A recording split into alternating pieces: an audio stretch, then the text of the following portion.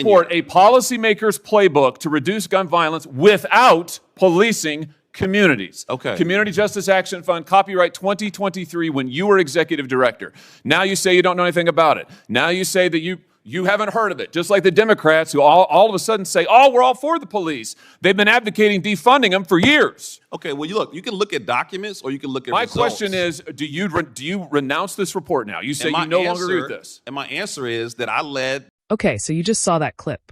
And if your jaw isn't on the floor right now, you haven't been paying attention to American politics for the last 5 years. What you just watched was Senator Josh Hawley doing something almost nobody in Washington has the spine to do anymore. He sat across from a so-called expert witness, opened up that man's own report, and read it back to him line by line. No spin. No editorializing. Just here are your words, sir. Own them. And what did we get back? Deflection. Confusion. A man who apparently wrote an entire policymaker's playbook and somehow doesn't know what's in it. We're going to watch this full hearing together, and I promise you it only gets better. Or worse, depending on which side of this you're on. Before we do, though, if you're new here, hit subscribe because this is exactly the kind of content we cover. Real politics, real accountability, no fluff. And drop a comment right now. Did that clip make you angry? Because honestly, it should. Let's get into it. Thanks to all the witnesses for being here. Ms. Cook, I want to say thank you especially to you. Thank you for being here. Thank you for telling your story. And I'm sorry for what you and your family have had to endure. And it's powerful to have you here today. Thank you very much. I want to talk about some of these policies that have gotten to where we are today. Mr. Jackson, if I could just start with you. You were deputy director in the Biden White House for gun violence and a special assistant to the president. Is that correct? Yes, sir. You're also affiliated with the Community Justice Action Fund. Is that correct? Yes, I'm also a survivor of gun violence. You were their executive director. When was that, the Community Justice Action Fund? 2021 to 2023. And you're affiliated with them now? Yes, as executive advisor. Okay. The Community Justice Action Fund, do you disclose your donors? Yes. All of the donors are public? Yes. You're funded by the Tides Advocacy Group, among others? They're a fiscal sponsor. This is, right, They that would be handle a our donor. HR. Yeah, This is a George Soros-funded group? No. He's one of the donors? No. He's a donor to the Tides Advocacy Group? Yeah, that's our fiscal sponsor. So they handle our HR, our back office, our operations. Great, okay, great. So in other words, I mean, we're one of 300 organizations. Right, that they run. You are a Yes, subset we of them. pay them to be a fiscal sponsor. Well, you are a subset of that organization, which he helps to fund, right? Okay. All right. Just wanted to get a level set here. So I want to ask you about some of the policies that you've advocated because they're exactly what we see implemented in these blue cities, like defunding the police. No. Oh, indeed. That's not. We advocate for. Wait, I haven't asked a question yet. We'll get to. I've got a lot of questions. Believe me, and I'll give you time. So let's talk about this report that you issued when you were executive director, a policymaker's playbook. And I'll ask you to enter it into the record, Mr. Chairman. Great. Without objection. Thank you. In this report, you advocate, and I quote now, defunding the police because the long-term goal is fundamentally to reimagine how the state serves its citizens in the project of public safety. You go on to say police departments traumatize residents through a destructive cycle of racist over-policing, and the answer is not to add any more money to police budgets. Talk to me about, why is it that denying policing to the most vulnerable communities is a solution? I know that's what the blue cities are doing, but why is that a good idea? Well, look, I in no way stand with defunding law enforcement. That's what your report says. Sheriff Mike Sheridan, who taught me how to drive when I was 16 years old. Wait. Your report, when you were executive director, said you wanted to defund the police. Do you renounce this report? Mr. Jackson, do you renounce the report that you authored as executive director? Here it is. You're the second senator to bring up an op-ed or this isn't an op-ed. This is your report, a policymaker's playbook to reduce gun violence without policing communities. Okay. Community Justice Action Fund, copyright 2023, when you were executive director.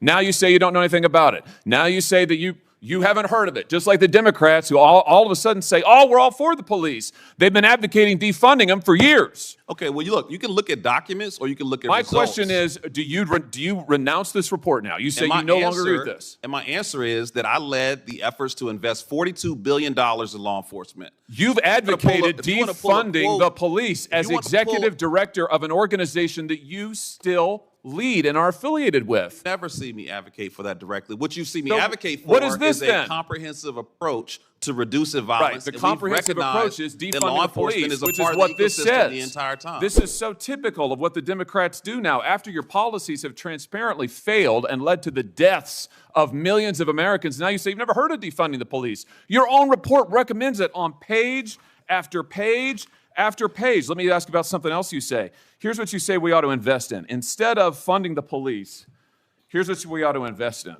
We need to invest in programs that acknowledge the need for safe space initiatives Yes. led by lesbian, gay, bisexual, two-spirit, trans, and gender nonconforming people. What's two-spirit?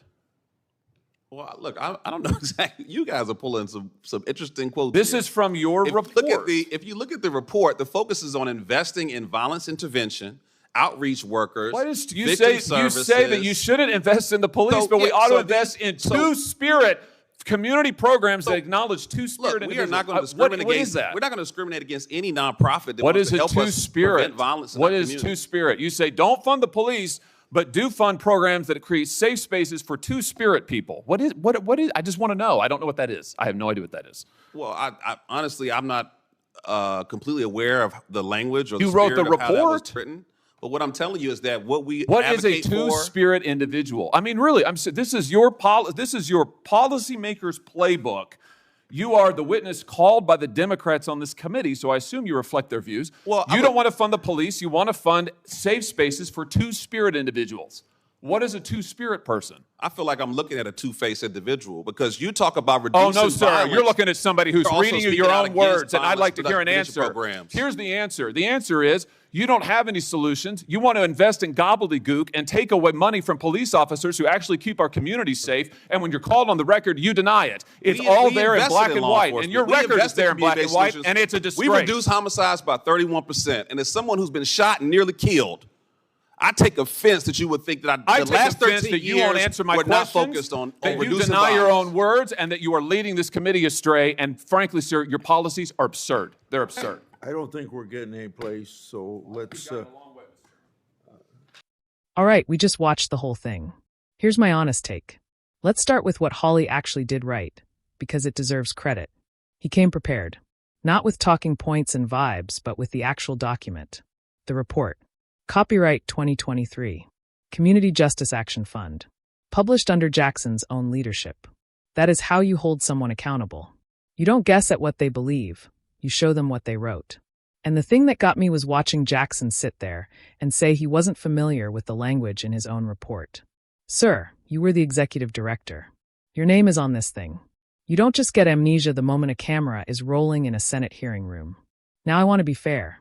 Jackson is a survivor of gun violence, and that's real and personal, and nobody should dismiss that. But your personal story does not put your policy record off limits. Those are two different things. One is your experience. The other is your professional work as a public policy advocate.